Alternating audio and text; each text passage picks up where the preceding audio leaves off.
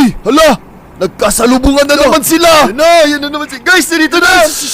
Ay, ganda na sana ng araw ko kaso may bobo sa dinadaanan ko. Sapol! Kung makapagsalita, parang hindi ako ang nag-check ng test paper niya na 2/50.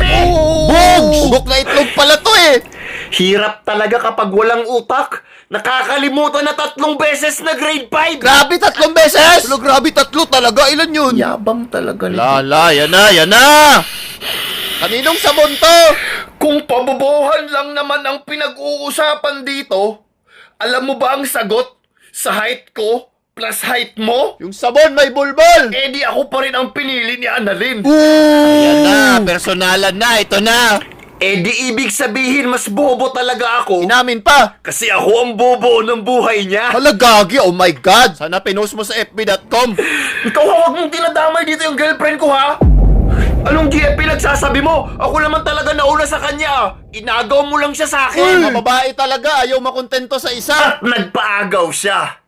Alam mo ba kung bakit? Bakit? Kasi puwet mo may racket! Boom! Grabe ginamitan ng ganon! Grabe ginanon lang! Bawi na lang next life, idol! Report ma'am, extend 30 minutes PC9. Puwet mo may racket! Gagi, inulit pa talaga!